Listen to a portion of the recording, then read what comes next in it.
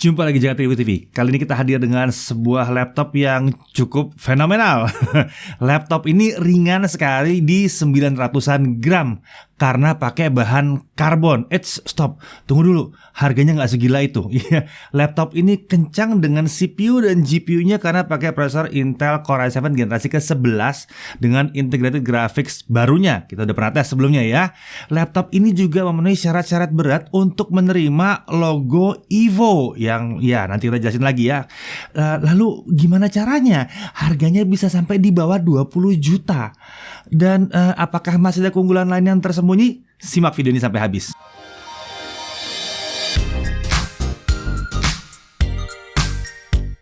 Ya, Lenovo Yoga Slim 7i atau Slim 7i Carbon. Ini laptop yang super ringan di bawah 1 kg dan dia memenuhi persyaratan laptop Evo Platform atau kelanjutan dari Project Athena. Bahkan ya, pada saat ini jajaran laptop Lenovo Yoga yang menggunakan prosesor Intel Core generasi ke-11 itu jadi laptop pertama di Indonesia yang bersertifikasi Evo Platform. Nah, dalam video ini kita akan melihat sejauh mana syarat-syarat Evo yang berat itu bisa dipenuhi oleh si Yoga Slim 7i Carbon ini. Oke, kita mulai dari awal. Spesifikasi utama prosesornya sesuai syarat Evo ini adalah prosesor Core i7 atau Core i5 generasi ke-11. Ya, emang ada dua versi, yang ada i5 ada i7. Yang kita tes tentunya yang Core i7. Core i7 1165G7. Ini penerusnya 1065G7. Codename Tiger Lake 10 nanometer, 4 core, 8 thread, TDP-nya bisa 12 sampai 28 watt, base clock 2,8 GHz dengan maksimum turbo boost di 4,7 GHz dan dia punya 12 MB Intel Smart Cache. Kalau dulu yang di 10 Gen itu cuma 8 MB.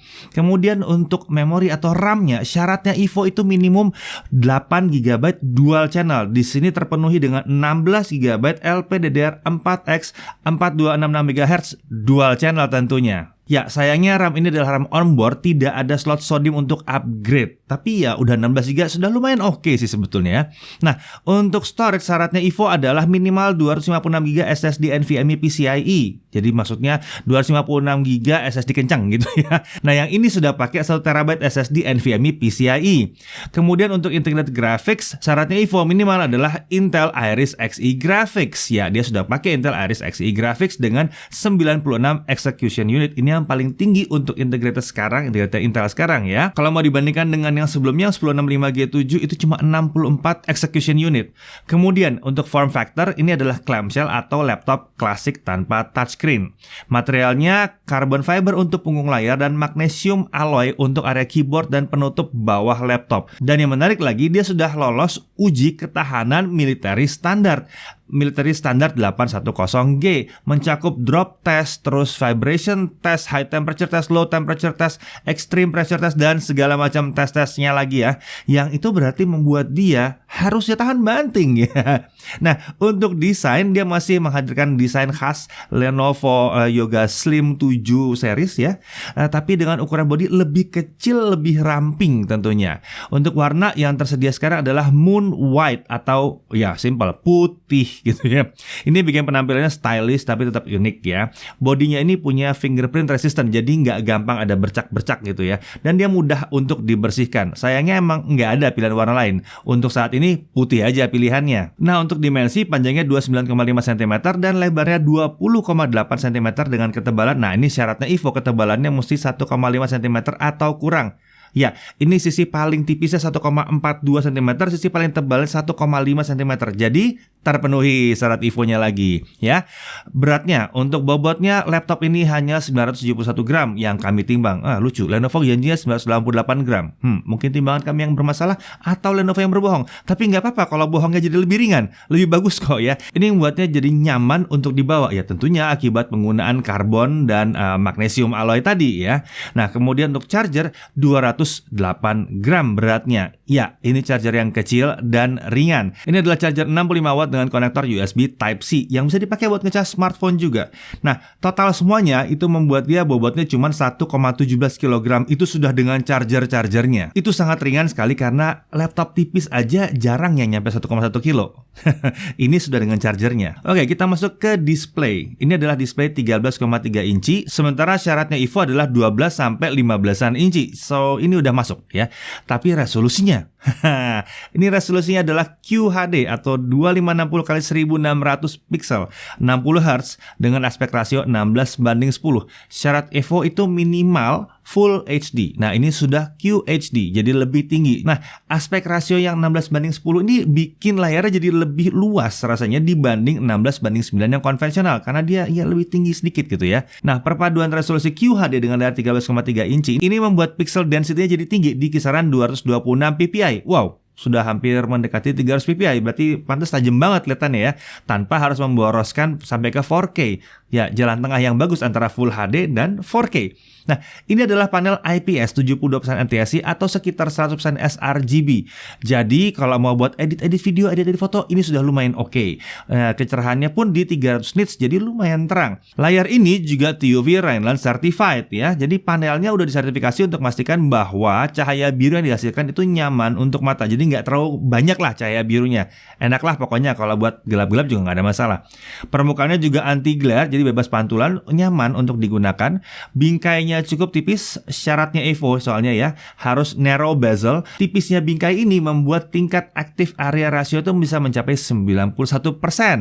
Nah, kemudian kameranya, nah ini adalah kamera 720p 30fps terdapat di bingkai di area cover notch ini ya. Syaratnya Evo adalah kamera minimum di 720p 30fps, jadi terpenuhi. Walaupun kami sedikit berharap jadi 1080p dong, tapi mungkin sensornya masih agak kegedean ya.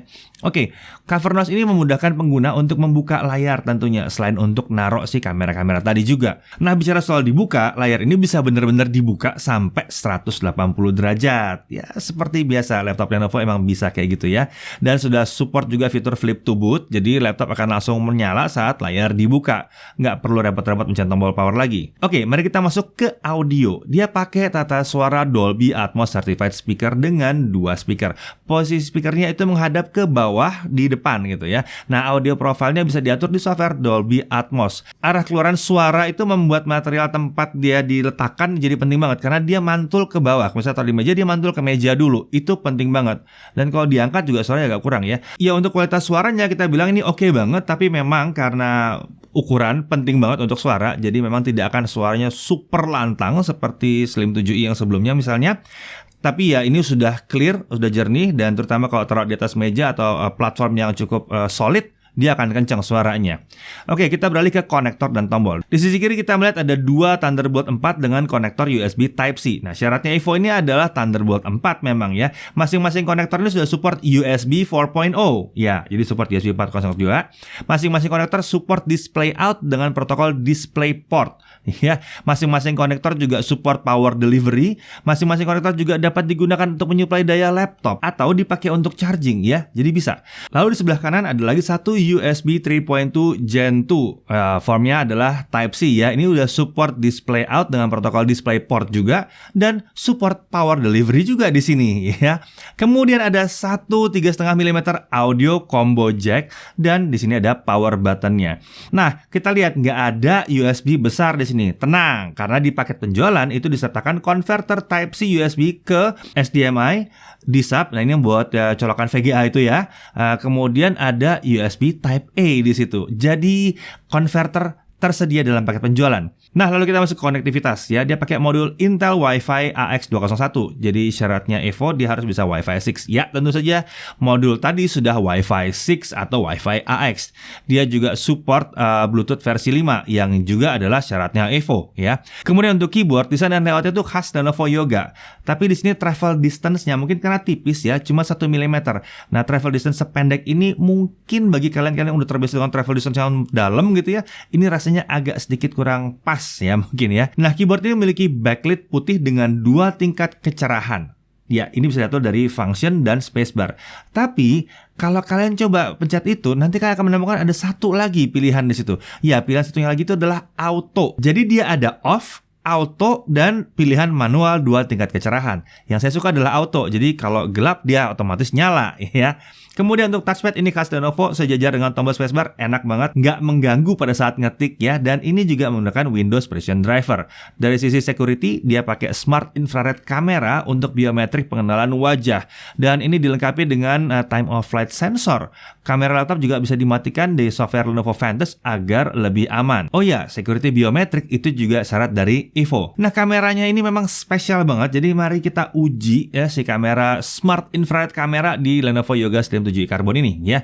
Biasanya kamera infrared pada laptop tuh hanya digunakan untuk melakukan login dengan biometrik wajah atau video conference. Akan tapi bedanya kamera satu ini emang canggih banget, emang pinter banget nih. Pada software Lenovo Vantage terdapat fitur Smart Assist dengan kemampuan seperti kamera infrarednya bisa mendeteksi keberadaan pengguna di depan laptop ya. Jadi saat pengguna menjauh atau tidak berada di depan laptop, dia akan meredupkan layar untuk kemudian masuk ke dalam mode modern standby dan mengunci laptop sehingga lebih irit dan aman juga ya. Nah, setelah penggunanya kembali depan laptop, kamera infrarednya ini otomatis mengenali, kemudian dia cek, dia login dengan biometrik kalau perlu, dan laptop langsung menghidup kembali tanpa harus tekan tombol apa-apa. Lalu ada fitur Smart Assist yang bisa diatur secara otomatis untuk melakukan pause saat nonton video jika si pengguna meninggalkan atau menjauh dari laptopnya. Jadi kalau menjauh, videonya pause gitu. Kalau balik lagi, videonya continue lagi gitu ya. Oh ya, fitur ini juga bisa dipakai tanpa menggunakan autentifikasi biometrik dengan wajah ya. Ya, laptop ini juga dilengkapi dengan Glance by Mirametrix yang membuat kamera infrared laptop ini makin keren lagi. Ada Snap Window plus Smart Pointer. Dengan fitur ini pengguna dapat memindahkan posisi window dan kursor mouse dari layar laptop ke layar eksternal atau sebaliknya dengan cukup nengok aja. Jadi ditengok aja dia pindah Windows-nya dari antara satu layar ke layar yang lain. Kemudian ada Smart Display. Dengan fitur ini tampilan di layar akan blur pada saat pengguna tidak lagi ngelihat ke arah layar atau saat dia noleh. Bahkan saat menggunakan dua layar, tampilan pada salah satu layar tuh akan di-blur kalau pada saat nggak dilihat sama kita gitu ya. Jadi nggak ada kemungkinan orang lain yang numpang ngintip-ngintip gitu ya. Nah, bicara soal ngintip, dia juga punya privacy guard dan privacy alert. Kamera infrarednya akan mendeteksi keberadaan orang lain di sekitar kita ya, dan akan melakukan blur pada saat kita kelihatan lagi diintip dari belakang. Kemudian ada lagi posture warning. Fitur ini menampilkan notifikasi yang memberitahu jika posisi pengguna terlalu dekat dengan laptop sehingga membuat tulang punggung itu mungkin terlalu menekuk atau terlalu bungkuk saat bekerja. Wow, banyak banget ya fiturnya, luar biasa. Oke, kita sekarang masuk ke performance. Pasti kalian tunggu ini ya. Untuk performance, Lenovo itu punya menu Power Smart Setting di dalam Lenovo Vantage. Ini ngatur performance profile laptop dengan pilihan ada Intelligent Cooling, ada Extreme Performance, ada Battery Saving juga di situ. Nah, pilihan Smart Setting ini juga bisa dipilih dengan function Q. Oke, skor tertinggi dari Core i7 1165G7 ini tampaknya mencapai 847 poin di Intelligent Cooling ya. Jadi kalau settingnya Intelligent Cooling. Dan di Extreme Performance dia bisa mencapai 963 poin. Ini skor yang tinggi sih sebenarnya ya. Nah, skor yang tergolong tinggi ini dapat disetarakan dengan performa prosesor 4 core 8 thread untuk laptop gaming. Iya, padahal ini laptopnya laptop tipis ya, laptop tipis. Nah, membuat laptop ini dapat menjalankan aktivitas pekerjaan yang membuat burst performance juga lebih cepat. Terutama karena single core-nya juga tinggi di 217. Jadi ya emang burst performance-nya enak banget, kencang banget. Kalau kita taruh di mode Intelligent Cooling, sustain performance-nya ada di kisaran 520 sampai 550 poin. Ini tergolong bagus ya untuk laptop dengan bodi setipis dan sekecil ini. Sementara itu di mode Extreme Performance, sustain performance-nya itu bisa mencapai 670 ke 690 poin. Ini kencang sih, kencang untuk laptop setipis ini. Lalu dengan baterai kita juga bisa lihat bahwa performanya itu tetap sama, mirip-mirip aja antara dicolok dengan tidak dicolok. Nah, ini adalah syarat dari Evo juga, luar biasa. Jadi banyak banget syaratnya Evo sudah terpenuhi. Sepertinya semua akan terpenuhi nih ya. Nah, sekarang mari kita lihat langsung aja deh, langsung ke aplikasi beneran. Adobe Premiere CC 2020. Skenario standar kita pakai video 4K 60 kami yang 2 menit 7 detik. Nah, kalau kita tidak pakai akselerasi apa-apa, untuk 4K 60 ini akan selesai render di 20 menit 11 detik. Ini kurang asik. Ini kurang asik, benar-benar kurang asik.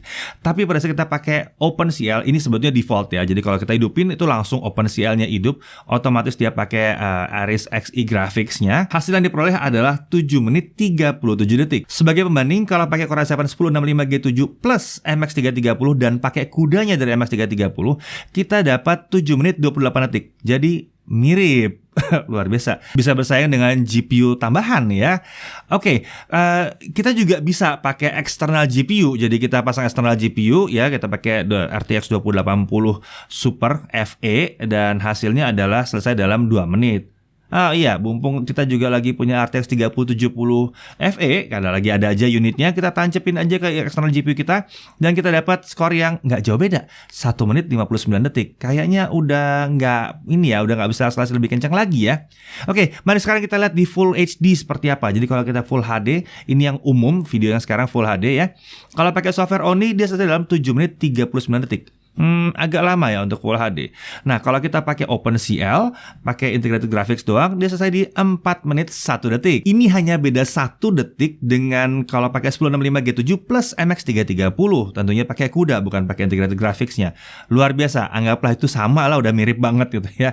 Nah, kalau pakai eGPU gimana? Ya kalau kita pakai RTX 2080 Super FE, kita dapat 1 menit 37 detik. Dan yang lucunya, di Full HD, RTX 3070 FE-nya emang benar-benar lebih kencang jadinya ya. Kita sukses menyelesaikan video dalam 44 detik saja. Wow, kayaknya tiba-tiba jadi bisa buat untuk content creation ya. Tapi itulah keuntungannya kalau punya Thunderbolt memang ya. Karena eGPU-nya nyambung di Thunderbolt. Oke, kemudian kita coba gaming gimana? Kita coba gaming ya.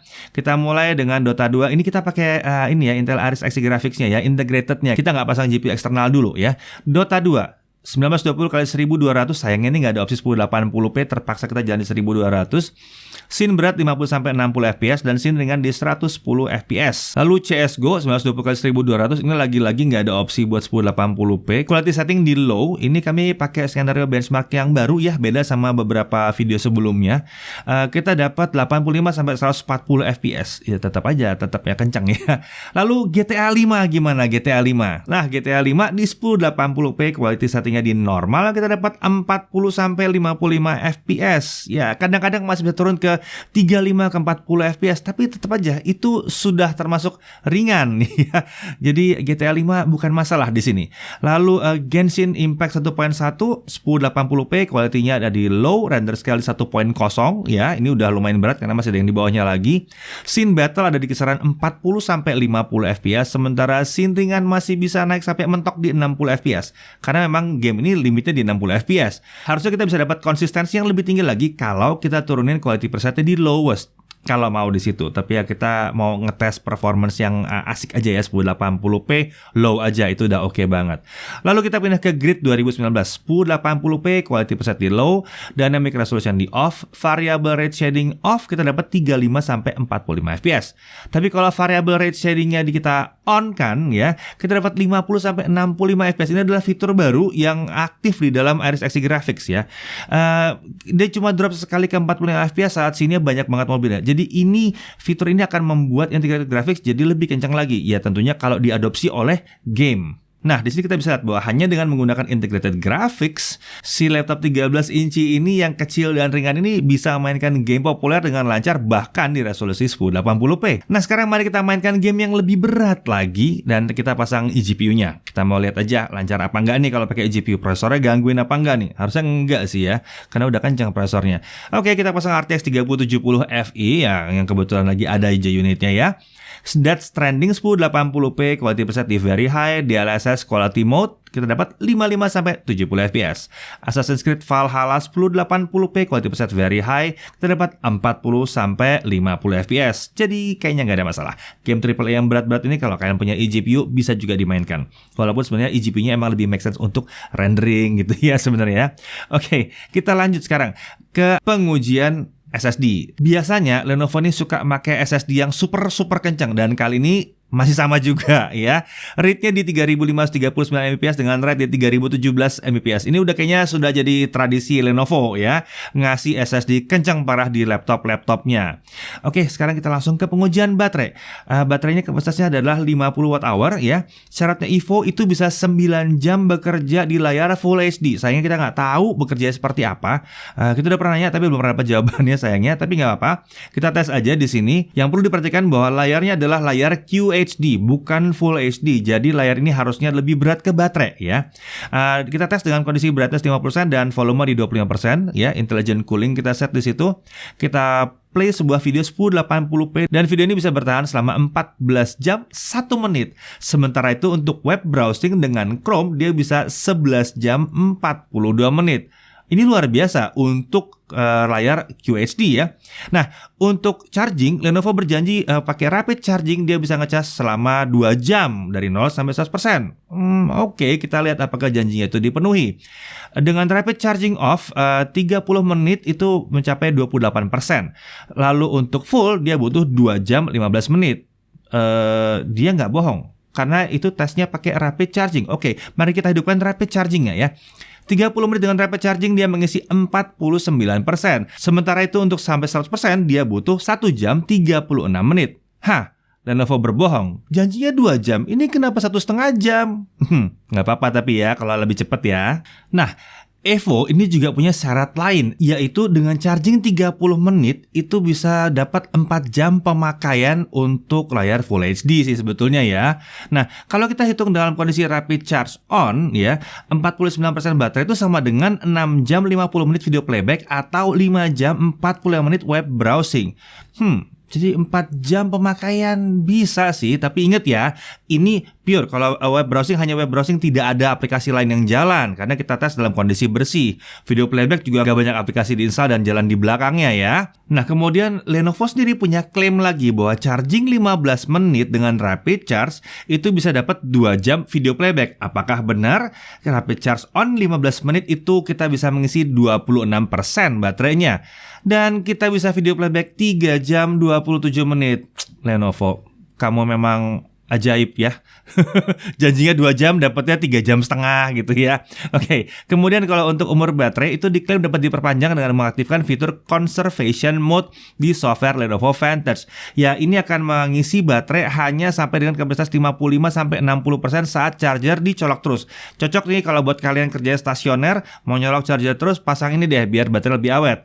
Nah, Lenovo juga mengklaim bahwa baterai di Lenovo Yoga Slim 7i Carbon ini bisa mempertahankan 80%, minimum 80% kapasitasnya bahkan setelah 800 charge cycle. Itu lama banget, bahkan bisa jadi itu lebih dari 2 tahun. Oke, kita masuk ke sistem pendinginnya. Sistem pendinginnya dilengkapi dengan 1 heat pipe dan 1 kipas. Pembuangan panasnya mengarah ke belakang laptop. Suhu kerjanya kita coba dengan Cinebench R15 di loop ya. Saat awal memang standar, dia akan lompat dulu ke kisaran 90 derajat Celcius, lalu perlahan turun ke kisaran 70 derajat Celcius, kemudian turun lagi dan stabil di 58 sampai 60 derajat Celcius.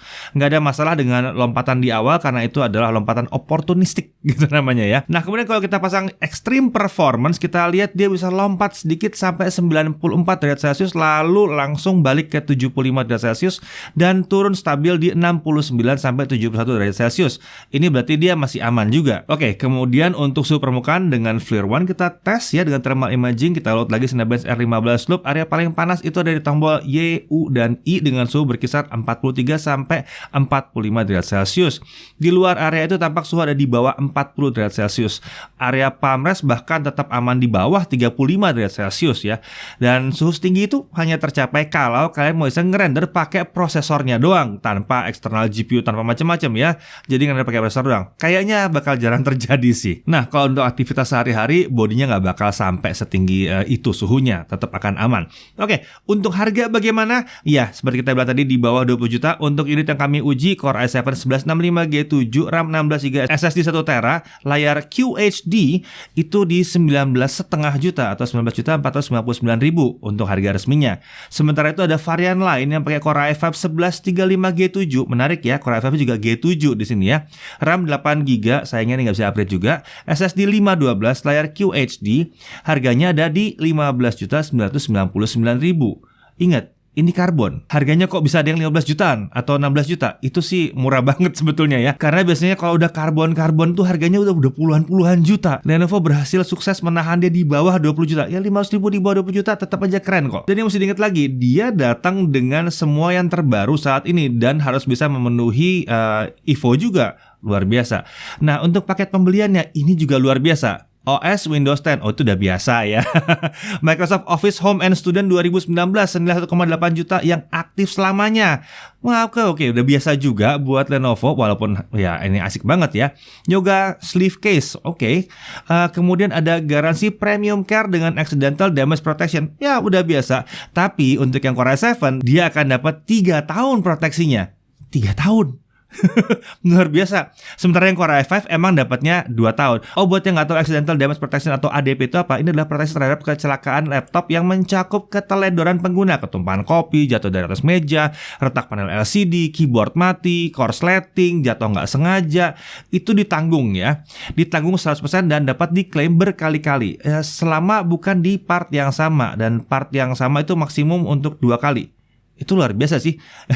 Jadi kalian salah, Lenovo yang tanggung. Oke, tentunya ada beberapa hal yang perlu diperhatikan. Kita harus pakai converter kalau mau pakai perangkat yang pakai USB Type A atau mau nyolok HDMI misalnya ya, agak repot. Tapi untungnya Lenovo nyediain converter dalam paket penjualannya. Jadi ya nggak perlu beli-beli lagi. Kemudian pada saat ngetik travel distance 1 mm ini mungkin kurang pas buat banyak orang. Tapi ya untuk traveling, untuk dapat laptop tipis, kayaknya memang kita harus terima 1 mm ya. Ya demi ketipisan memang ya.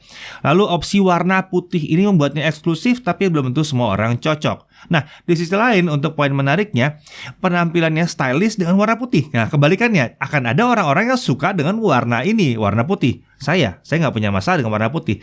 Ini keren buat dibawa sehari-hari ya. Kemudian bodinya kecil dan tipis, sangat ringan di bawah 1 kg. Material bodinya kelas premium, padahal laptopnya nggak nyampe 20 juta. Dan sudah menggunakan Intel Core generasi ke-11 juga yang paling baru. Burst performance-nya tinggi, sustain performance-nya tergolong tinggi juga. Kemudian performa video ekspor di OpenCL Premiere tuh nyaris sekencang i7 1065G7 pakai MS330 pakai CUDA.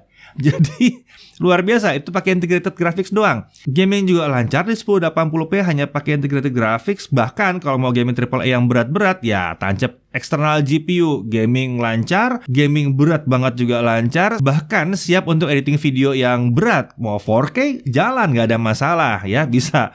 Nah, baterai juga irit untuk laptop yang resolusinya QHD, gambarnya tajam karena pixel density-nya tinggi jadinya ya. Layarnya juga 100% sRGB atau 72% NTSC, jadi cocok lah untuk content creator. Baterainya irit di 14 jam. Pengisian baterai juga cepat dengan fitur rapid charge yang pembohong itu ternyata lebih kencang daripada janji. Suhu kerja prosesor juga tergolong rendah untuk laptop yang tipis. Ada kamera infrared yang canggih tadi ya. Ada dua Thunderbolt 4 ya, yang udah support USB 4 juga. Lalu ada Wi-Fi AX, Wi-Fi 6 ya, ada Bluetooth 5.1, memenuhi sertifikasi Evo platform juga, dan bonus-bonusnya berlimpah. Termasuk Office ya, Windows, dan garansi ADP tadi ya. Jadi kalau kalian pilih laptop premium di bawah 20 juta dengan fitur segudang, tipis, ringan di bawah 1 kilo, sepertinya ini adalah laptop yang sangat menarik sekali untuk dipertimbangkan. Saya Didi Irfan, jaga TV TV.